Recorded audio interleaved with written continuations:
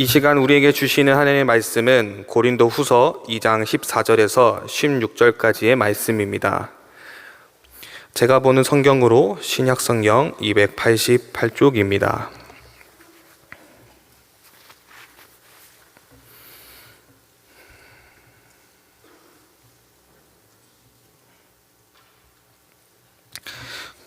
고린도 후서 2장 14절에서 16절까지의 말씀을 한 절씩 교독하시겠습니다. 항상 우리를 그리스도 안에서 이기게 하시고 우리로 말미암아 각처에서 그리스도를 아는 냄새를 나타내시는 하나님께 감사하노라.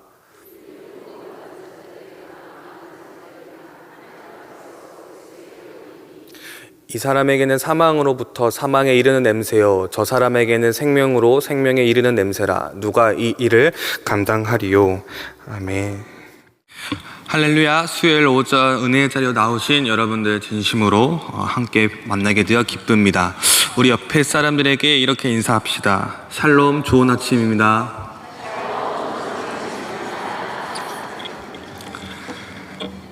네, 우리 한 번 더 인사하겠습니다. 오늘따라 좋은 향기가 나시네요.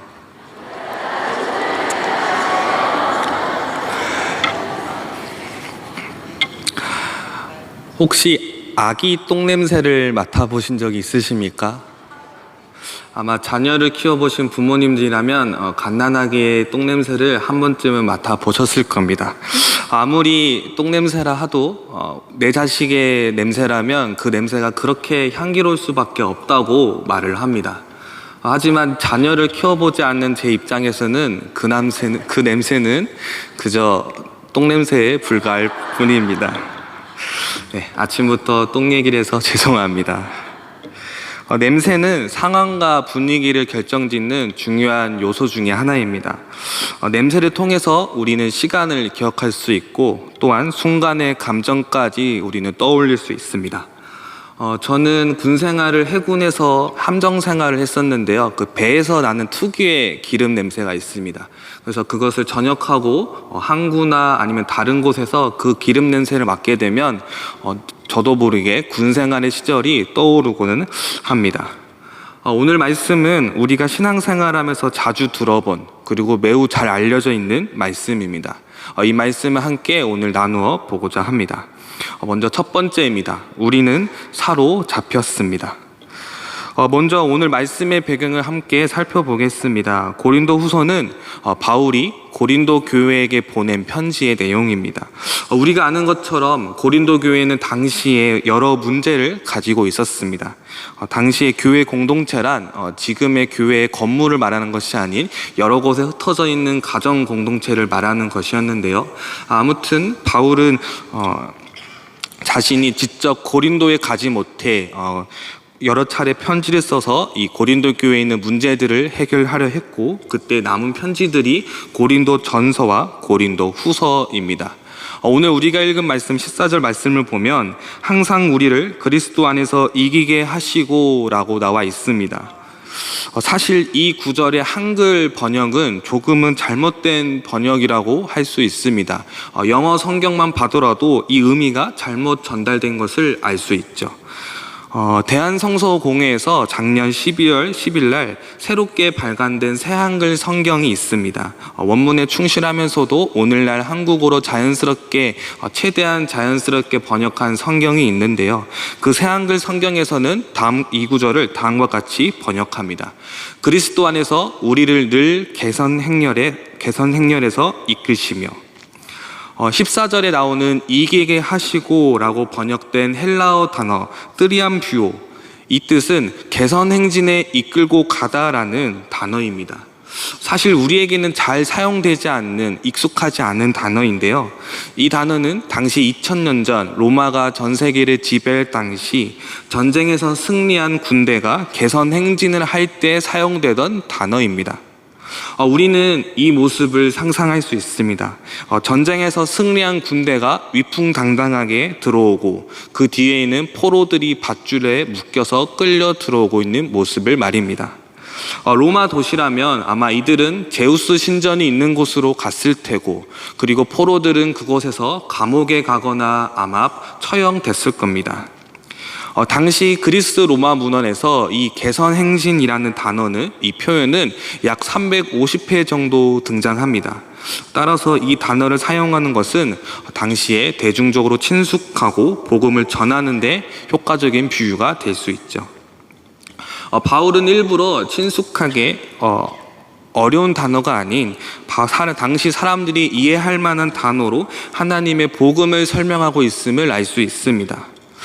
그런데요, 이 말씀은 우리가 승리해서 위풍당당하게 들어오는 것이 아닙니다. 반대로 우리가 끌려 들어오고 있는 모습을 말하고 있습니다. 먼저 여기서 말하는 우리는 먼저는 바울 자신입니다. 바울은 어떤 사람이었습니까? 그는 교회를 진멸하던 자였습니다.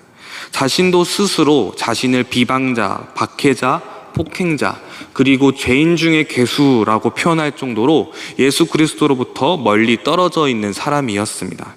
하지만 그는 다메섹에서 하나님의 은혜로 새 사람이 되었고 복음을 전하는 사도의 길을 걷게 됩니다. 그가 새 사람이 된 것은 전적으로 하나님의 인도하심이었습니다. 하나님이 그를 끌고 생명의 자리로 붙드신 것이죠. 그리고 우리는 이 편지를 읽는 고린도 교회 사람들입니다. 이들도 마찬가지란 뜻입니다.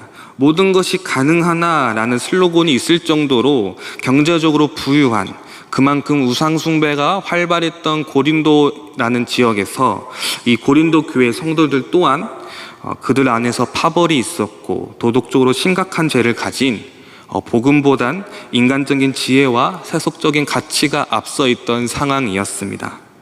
이런 이들도 마찬가지로 하나님의 은혜 앞에 붙들려 끌려 들어온 자라는 것이죠. 그래서 14절을 당시의 상황에 맞게 올바르게 번역을 하자면, 항상 우리를 그리스도 안에 있는 포로로 삼아 승리의 개선행진에 끌고 가시고 우리가 그리스도를 아는 냄새를 나타내는 하나님께 감사한다라고 우리는 읽을 수 있을 것입니다. 사실 이 말씀은 역설적인 표현입니다. 그리고 이는 우리에게 은혜로 다가옵니다. 우리를 억지로 끌고 오시는 하나님, 우리를 사랑하셔서 매일매일 생명의 자리로 이끌으시는 그리스도의 은혜를 우리가 느끼며 하루하루를 살아가야 합니다.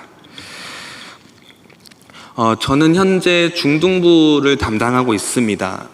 지난 7월 말에 여름 수련회를 무사히 마쳤는데요. 이번 중등부 수련회의 주제는 사랑의 추적자라는 주제로 함께 2박 3일 동안 아이들과 좋은 시간을 보냈습니다. 하나님이 요나라는 사람을 선택하시고 사랑하셔서 그 사람을 끝까지 추적하신다는 주제로 함께 말씀을 나누었죠.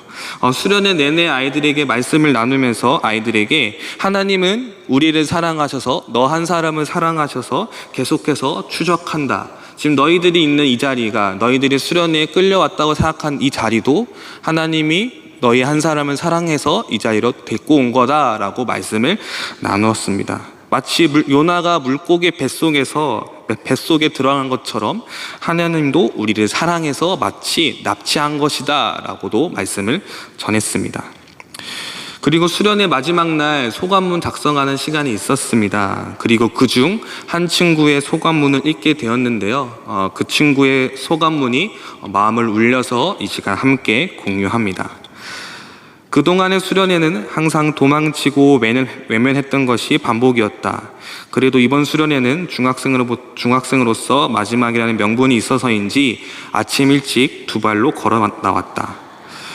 딱 3일만 버티자고 나 자신과 약속했다. 하지만 이제야 돌아보니 지나치며 인사해 주었던 선생님, 친하지도 않은 나를 다정히 대해 주었던 조언들이 보였고 나를 챙겨준 이들에게 너무 고마운 마음이 든다. 사랑하면 추적한다 라는 말을 들었을 때 하나님께서 나를 끈질기게 이곳에 붙잡는 이유가 사랑이란 것을 알았다.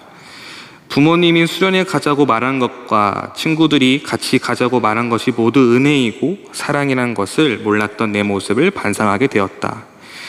이젠 하나님께서 나를 왜 얼마나 사랑하시는지 알았으니 더 나은 사람이 되고 싶다. 하나님의 말씀에 순종하며 그 은혜에 더 감사하는 마음을 가지는 사람이 되고 싶다. 정말 아멘이지 않습니까? 중등부 사역을 하면, 청소년 사역을 하면 가장 많이 은혜 받는 순간은 이렇게 아이들 한 명 한 명이 변화받고 은혜를 고백하는 순간인 것 같습니다. 이 친구도 마찬가지로 부서에서 그렇게 튀지 않았던 얌전한 조용한 친구였는데, 또 이 친구가 수련회 때 이런 은혜를 받았다 해서 저 또한 개인적으로 많이 도전이 되었습니다. 아마 이 자리에 계신 여러분들도 같은 은혜를 받았을 거라 생각합니다. 이 은혜를 더욱더 누리고 싶다면 또 중등부에 많은 지원해 주시길 바랍니다. 마찬가지로 우리도 여전히 하나님께 끌려가는 삶을 살고 있습니다. 지금까지 살아가면서 나름의 계획과 목표를 가지고 살아왔지만 인생을 때로는 뒤돌아보면 전혀 예측할 수 없는 곳으로 왔다는 것을 우리는 느끼게 됩니다. 그리고 그 예측하지 못한 순간 가운데 때로는 수고와 시련도 있었지만 우리의 인생은 사실 그 가운데서 보이지 않는, 그리고 때로는 내가 더욱더 느낄 수 없는 은혜가 분명히 있음을 또 깨닫게 됩니다. 이것이 이 땅을 살아가는 그리스도인의 삶이라고 할 수 있습니다. 하나님은 계속해서 우리를 추적하시고 우리의 인생을 계속해서 끌고 가십니다. 우리를 사랑하시기 때문이죠. 그 추적의 증거가 바로 십자가입니다. 복음은요, 내가 선택한 것이 아닌 나에게 먼저 찾아온 것입니다. 우리는 나의 의지와 상관없이 그 복음에 이끌려가는 존재입니다. 고린도전서 1장 18절, 23절, 24절을 보면 복음은 모든 사람에게 해당하지만 누군가에게는 미련한 것이고 누군가에게는 놀라운 하나님의 능력입니다. 또한 오늘 말씀처럼 누군가에게는 사망의 냄새고요, 누군가는 생명의 냄새입니다. 그렇다면 지금 이 자리에 계신 여러분들은 어떠한 냄새를 가지고 있습니까? 두 번째입니다. 그리스도의 향기는 무엇인가? 방금 서두에서도 언급했듯이 같은 향이라도 맡는 사람에 따라 달라집니다. 저는 향수를 개인적으로 좋아합니다. 주일에는 사역하다 보면 그 냄새가 많이 사라지긴 하지만 저는 향수를 계절별로 그리고 상황별로 향수를 뿌리며 살곤 합니다. 지금 제가 뿌리고 있는 이 향수는 우리 중등부 아이들이 전도사님 향수 좋아한다 해서 따로 선물한 향수를 제가 뿌리고 왔습니다. 혹여나 이 향수가 궁금하시다면 이따가 저에게 오시면 냄새를 맡을 수 있을 겁니다. 저는 향수를 이렇게 좋아하지만 부모님은 사실 굉장히 싫어하십니다. 제가 외출을 하기 위해서 향수를 뿌리면 온 집안에 이상한 냄새가 난다고 부모님께서 핀잔을 주십니다. 그리고 바로 창문을 열어버리시고 나가십니다. 제 입장에선 이 향수는 비싼 향수인데 이상한 냄새라고 부모님을 저리 향수를 좀 그만 뿌리라 라고 말하십니다. 당시 오늘 말씀에서의 당시 개선 행렬의 모습에서는 그 순간을 기리기 위해서 향료를 피우고는 합니다. 당시에 주로 사용하던 이 향료는 유향이나 몰약과 같은 종류의 향이었습니다. 오늘날에는 유럽의 성당이나 또는 정교회에서 이와 비슷한 향을 지금도 사용하고 있다고 합니다. 저도 그리스에 갔을 때 정교회 예배를 드려본 적이 있었는데 그 공간을 차지했던 향은 조금은 무겁고 달콤한 향이 났었습니다. 그 향만으로도 예배의 분위기는 장엄하고 또 진지하게 느껴졌던 기억이 있었습니다. 하지만 이 향기가, 이 장엄한 분위기를 연출하는 그 향이 당시에 그 자리에 있는 포로들의 입장에서는 과연 향기로웠을까요? 그저 아마 이들에게는 두려움의 향기, 곧 죽음을 기다리는 향기가 아니었을까요? 15절에서 바울은 이렇게 말합니다. 우리는 구원받는 자들에게나 망하는 자들에게나 하나님 앞에서 그리스도의 향기니. 여기서 사용된 이 향기는 제사 언어입니다. 출애굽기 29장, 레위기 2장, 민수기 15장 같은 구약의 여러 성경에서 사용됩니다. 하나님이 제물을 기쁘게 받으실 때 사용됩니다. 우리가 그리스도의 향기라고 하는데 그 전에 먼저 이 향기는 어떤 향기인지 우리가 짚고 넘어갈 필요가 있습니다. 오늘 본문 15절에서 나오는 이 그리스도의 향기라는 이 단어는 크리스투유오디아라는 헬라어입니다. 이 크리스투는 크리스토의 소유격입니다. 크리스토는 헬라어로 그리스도라는 뜻이죠. 즉 크리스투는 그리스도의라는 명사가 소유격이 됩니다. 하지만 헬라어 문법에서는 이 소유격은 때로는 주격으로 해석될 수 있습니다. 즉 그리스도의 향기뿐만 아니라 그리스도가 향기다라는 의미로도 번역할 수 있다는 것이죠. 그리스도가 향기다라는 것은 좀 더 직설적인 의미로 그리스도를 하나님께 바쳐진 제물로 본다는 것입니다. 이 표현은 바울의 다른 서신에서도 계속해서 등장합니다. 고린도전서 5장 7절입니다. 우리의 유월절 양 곧 그리스도께서 희생이 되셨느니라. 로마서 3장 25절입니다. 이 예수를 하나님이 그의 피로 인하여 믿음으로 말미암는 화목 제물로 세우셨으니. 에베소서 5장 2절입니다. 그는 우리를 위하여 자신을 버리고 향기로운 제물과 희생 제물로 하나님께 드리셨느니라. 아멘. 이러한 말씀들을 통해서 바울은 사람들에게 그리스도는 목숨을 바치셨다, 제물이 되었다라고 말하고 있는 것이죠. 우리는 그리스도의 향기라고 하면 뭔가 좋은 냄새, 말 그대로 향기로운 향이라고만 우리는 생각을 합니다. 여러분, 예수님은 우리를 위해서 희생 제물이 되셨습니다. 그렇다면 먼저는 하나님의 개선 행진에 끌려가는 우리가 그 향기를 맡게 된다면 우리는 어떠한 감정을 가져야 될 것인가요? 많은 찬양들 중에 등장하는 가사가 있습니다. 바로 승리입니다. 승리하였네 어린 양의 보혈로 모두 승리하리 열방 얻게 되리 라는 가사처럼 여기서 말하는 승리는 대체 무엇일까요? 올림픽 선수들이 금메달을 따는 것처럼의 그러한 승리일까요? 먼저 승리의 가장 궁극적인 목표는 죄와 사망으로부터의 승리입니다. 우리는 영원한 하나님의 나라를 바라보며 살아갑니다. 하지만 성경에서 말하는 이 승리는 세상의 승리와는 조금은 다릅니다. 이 승리는요, 당장의 눈앞에서 성취되지 않습니다. 오히려 세상적인 관점에서 볼 때 패배하는 모습에 더 가까워 보일지도 모릅니다. 믿음을 가지고 이 세상에 살아간다는 것, 이것이 어떤 것인지는 저보다 더 훨씬 다양한 경험을 하시고 오랫동안 믿음의 길을 걸어가신 여러분들이 더 잘 아실 거라 생각이 됩니다. 때로는 현실적인 어려움 앞에서 우리는 넘어지고 멈춰서고 무너지게 됩니다. 이 고민은 비단 어른들만의 고민이 아닙니다. 청년들도 아이들도 똑같이 겪습니다. 우리 아이들 이제 개학을 했습니다. 좋은 시절은 다 갔습니다. 다시 세상 속으로 어쩌면 수많은 유혹과 위험이 있는 곳으로 다시 들어가게 됩니다. 지난 여름 뜨거운 수련회를 통해서 받았던 그 은혜들도 다시 세상으로 들어가면 금세 흐려질 때가 많습니다. 삶 속에서 당장 눈에 띄는 변화가 보이지 않고 다시 학업과 관계에 치여가며 또다시 그렇게 살아가게 될 것이죠. 우리는 그렇게 승리를 갈망하며 살지만 겉으로 보기엔 승리하지 못한 삶을 살아가는 게 더 많을 때가 있습니다.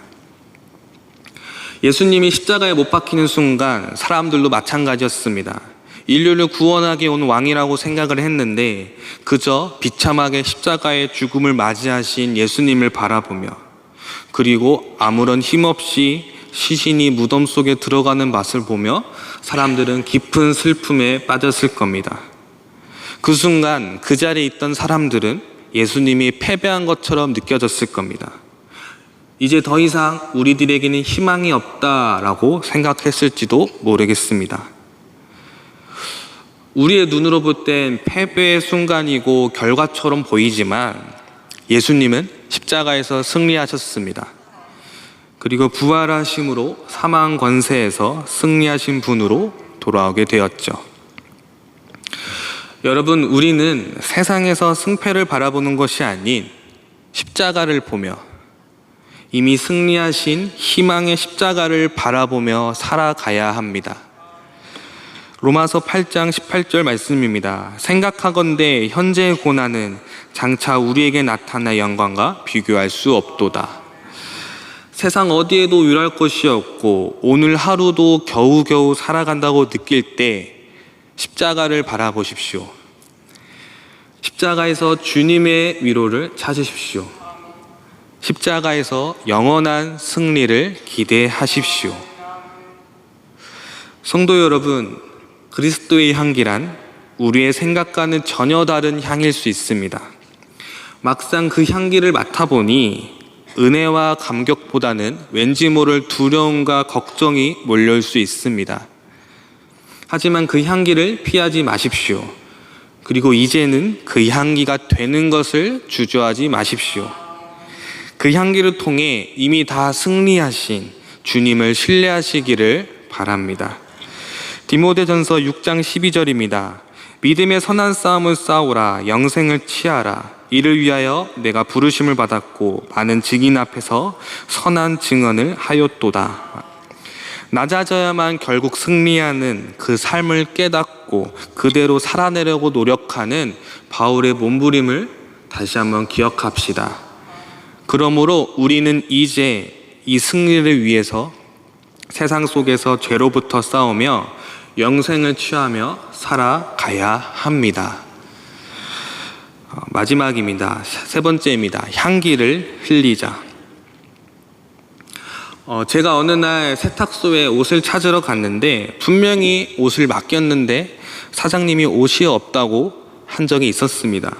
그래서 사장님과 같이 함께 옷장을 이리저리 뒤지며 찾아가고 있었는데 제 옷인데 전혀 다른 이름인 이삼미라고 적혀있는 제 옷을 발견했었습니다.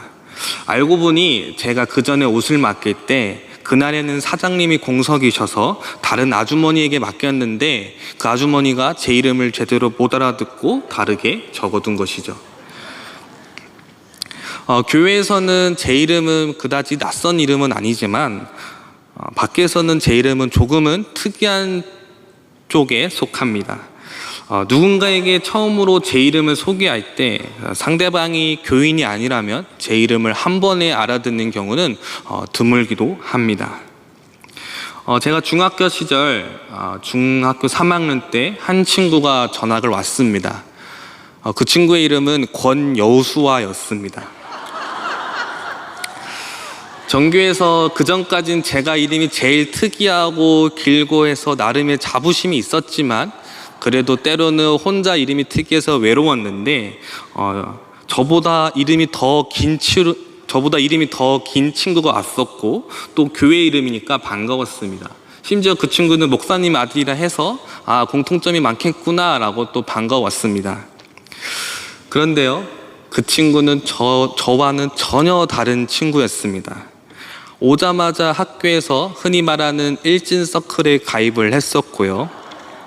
학교에서 불량한 친구들이랑 어울렸고 싸움질도 하고 심지어 학교에서가 아니라 밖에서 술, 담배를 하고 걸리기도 한 그런 친구였습니다. 결국 그 친구는 전학 온 지 1년밖에 되지 않았는데 강제 전학을 당하는 그러한 불상사를 겪게 되었죠. 지금은 그 친구가 어떻게 살고 있는지는 모르겠습니다만 저는 그 친구가 굉장히 부끄러웠습니다. 이름값을 못하는 친구로 지금도 기억을 하고 있습니다. 이 중에는 자녀 이름이 성경 이름이거나 혹은 비슷한 의미를 가진 자녀들을 가진 성도님들이 계실 겁니다. 이 이름을 가지고 산다는 것은 저를 포함해서 꽤 많은 부담을 가지며 살아갑니다. 나는 굳이 밝히지 않아도 쟤는 교회를 다니는구나 라는 인식을 심어주기 때문이죠. 때로는 이 인식을 넘어서서 교회 다니는 애가 대체 왜 저러지? 라는 인식도 심어주고는 합니다. 마찬가지로 내가 아무리 그리스도인이라고 말하고 다닐지라도 그 사람의 삶의 모습에서 그리스도의 향기가 전혀 나지 않는다면 그는 정말로 참된 그리스도인일까요? 내가 정말 참 그리스도인이라면 내가 퍼져나가는 그 향기를 억지로 구속시킬 수 없습니다. 향기는 퍼지게 되어 있습니다. 그렇다면 여기 계신 여러분들은 어떤 향기를 뿜으며 살아갈 것인가요? 그 향기는 누군가에게는 향기로울 수 있습니다. 아, 저 사람이 저렇게 하는 이유가 교회 다녀서 그렇구나. 아, 신기하네. 나도 한번 본받아야겠다. 하지만 누군가에게는 냄새일 수 있습니다. 교회 다닌다고 유별이네. 이래서 교회 다닌 사람들이랑은 상종을 하지 말아야 돼. 여러분, 내가 삶에서 어떠한 향기를 내뿜을지, 남들이 그것을 어떻게 받아들일지 우리가 이제는 생각해 봐야 합니다. 심지어 같은 향기이지만 다른 반응이 나타날 수 있습니다. 오늘 본문 16절입니다. 이 사람에게는 사망으로부터 사망에 이르는 냄새요, 저 사람에게는 생명으로부터 생명에 이르는 냄새라. 고린도전서 1장 23절 24절에서도 바울은 십자가에 못 박힌 그리스도를 유대인들은 그것을 거리끼는 것으로 보고 이방인들은 미련한 것으로 보고 거부하지만 오직 부르심을 받은 복음을 받아들이는 그들에게는 그리스도는 하나님의 능력이 된다고 말합니다.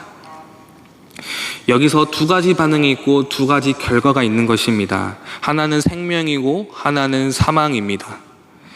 그리스도의 향기는 동일하지만 맞는 사람에 따라 다르게 올 수 있다는 것이죠. 복음에 대한 긍정적인 반응과 부정적인 반응이 함께 올 수 있다는 것입니다.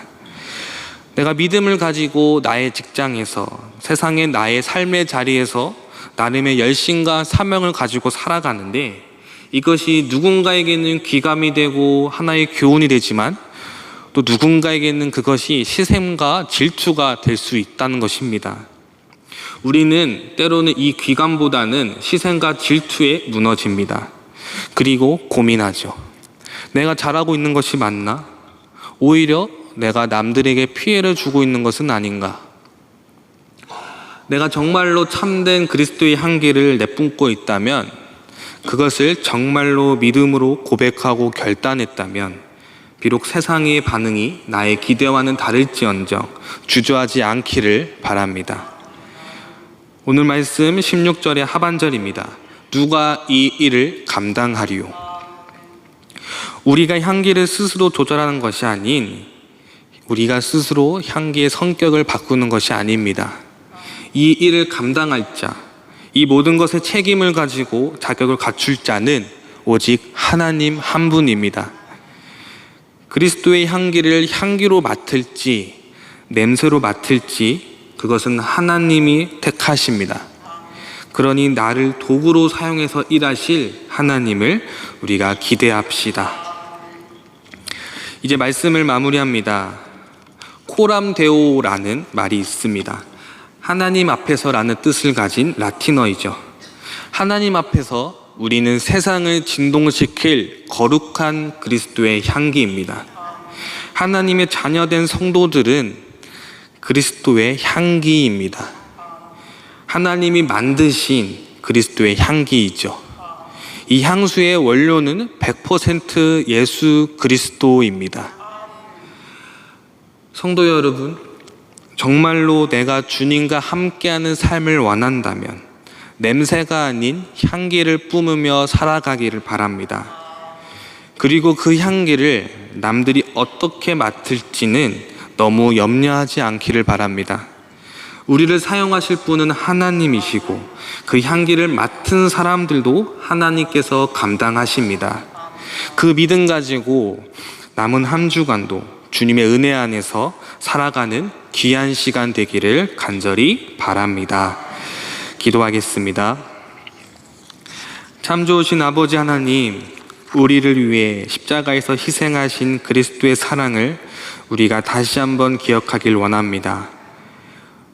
우리를 사랑하셔서 오늘도 여전히 우리를 삶으로 이끄시는 당신의 인도하심에 순종하기를 원합니다. 하나님, 우리가 그리스도의 향기를 주저하지 않고 두려워하지 않기를 바랍니다. 세상에서 말하는 승리와는 조금은 다를지언정 우리가 바라볼 것은 이 세상이 아닌 십자가를 바라볼 수 있게 하시고 그리스도를 통한 최후 승리를 위해 오늘도 포기하지 않는 삶을 허락하여 주시옵소서. 이제는 우리가 삶으로 나아갈 때 그리스도의 향기가 되어 그 향기를 온 세상에 퍼뜨리며 살아가는 주님의 자녀가 되기를 원하오니 아버지 우리의 삶을 인도하여 주시옵소서. 감사합니다. 예수님의 이름으로 기도합니다.